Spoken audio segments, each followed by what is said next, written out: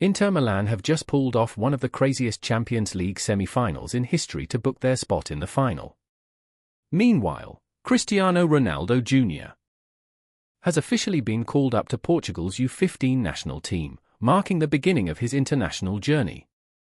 At Arsenal, Declan Rice confidently stated that his team has no fear of Paris Saint-Germain.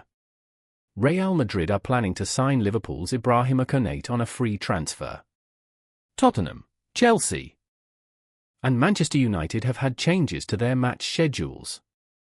This is the May 7th edition of Football News Now. Make sure to subscribe so you don't miss any of the hottest stories from the world of football over the next 24 hours.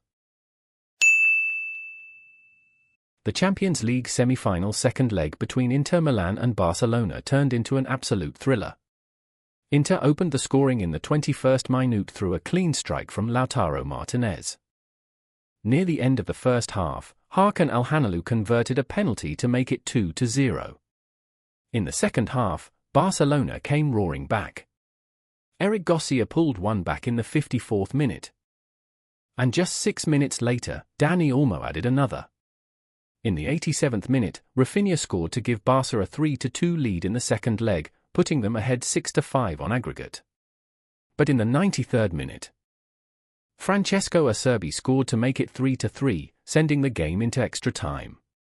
There, Davide Fratesi struck in the 99th minute to seal a 4-3 victory and a 7-6 aggregate win for Inter, one of the most dramatic finishes in Champions League history. Real Madrid are continuing their strategy of signing players on free transfers. After successful moves for David Alaba, Antonio Rudiger, and most recently Trent Alexander-Arnold, they've now set their sights on Liverpool's Ibrahima Konaté, whose contract expires in 2026. According to Marca, Real plan to start negotiations early to bring the French defender to the Bernabeu without a transfer fee. Manchester United may honour Erik ten Hag with a Europa League winners' medal if the club wins the tournament this season. Though he was replaced by Ruben Amorim after the group stage, ten Hag led the team through the first 3 matches. UEFA regulations allow for 50 medals to be distributed, and clubs can award them to former staff. Currently, ten Hag is a top candidate for the Bayer Leverkusen job, should Xabi Alonso join Real Madrid this summer. Neither United nor ten Hag have commented on the medal possibility.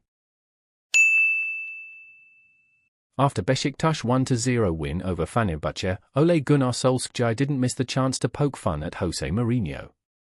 Mourinho, visibly frustrated, said, "If we played 10 times, we'd win 8, draw 1, and lose 1. Solskjaer responded sarcastically, "Let's see if they actually win the next 8.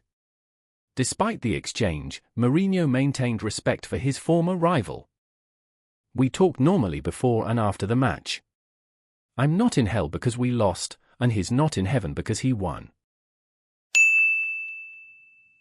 According to Ebola, Cristiano Ronaldo Jr. has received his first call-up to Portugal's U15 national team for a tournament in Croatia.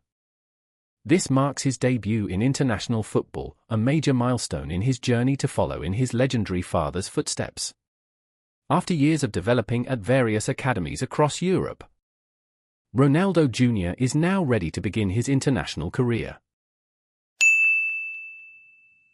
Jorge Mendes, former agent of Cristiano Ronaldo, has paid €18 million to Portuguese tax authorities to assert his innocence in a tax evasion case. According to The Times, Mendes allegedly transferred half of a company's shares to his wife in Amsterdam to avoid dividend taxes. Although he denied wrongdoing, Mendes still chose to pay the amount. He is now the agent of Barcelona wonderkid Lamine Yamal, after years representing Ronaldo. Cole Palmer revealed that he voted for Moises Caicedo as Chelsea's player of the season, even though Palmer himself is a top contender. In a club video, Palmer said, "I picked him because he's a machine." The Ecuadorian star, Chelsea's record signing in 2023, has made 41 appearances and been a key figure in their push for a top 5 Premier League finish and a Conference League title. Despite a strong start, Parma went 18 matches without scoring before finding the net against Liverpool last week. In response to Wayne Rooney's claim that Arsenal often collapse under pressure, Declan Rice fired back ahead of their Champions League semi-final second leg. Rice said the squad remains intact and has already beaten PSG before, so there's no reason to fear them. He admitted the early goal rattled Arsenal in the first leg, but they regained control and created chances. With confidence in their comeback potential, Rice believes Arsenal can overturn the 1-0 deficit. In an interview with Universal Vino, Antony spoke emotionally about his tough childhood. He was born premature at 7 months and nearly didn't survive. Doctors had told his family to choose between saving him or his mother, but both made it. Antony said his resilience was forged during those early struggles, and he's remained determined to chase his dream despite growing up in poverty. The Premier League clash between Chelsea and Manchester United has been rescheduled due to fixture conflicts with the Aston Villa vs Tottenham match, originally set for 8 p.m. on Friday, May 16th. It will now kick off at 8:15 p.m. The change, made to accommodate Tottenham's Europa League final preparations, could lead both United and Spurs to rest key players, potentially giving Chelsea and Aston Villa an edge in the top 4 race. According to Bild, Florian Wirtz has informed Bayer Leverkusen that he only wants to join Bayern Munich, despite strong interest from Real Madrid and Manchester City. Wirtz prefers to continue his development in the Bundesliga, and Bayern are pushing to finalize a deal in the coming weeks. This is a major blow to Real and City's transfer plans for summer 2025. Arsenal received a major boost with the return of 3 key players, Martin Degaard, Jurrien Timber, and Riccardo Calafiori, ahead of their second-leg showdown with PSG. Degaard, initially feared injured after the Bournemouth match, is now cleared to play.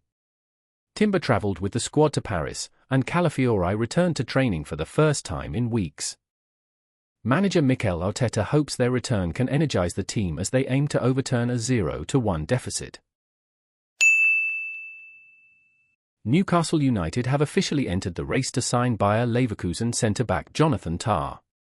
According to The Sun, the Magpies value the German international's experience and consistency as they look to reinforce their backline for a European push next season. The 28-year-old, under contract until 2026, played a crucial role in Leverkusen's historic Bundesliga title run. Newcastle face competition from West Ham and Manchester United. Former Manchester United wonderkid James Wilson has been released by Northampton Town at age 29. He joined the League One club last summer but failed to score in 12 appearances.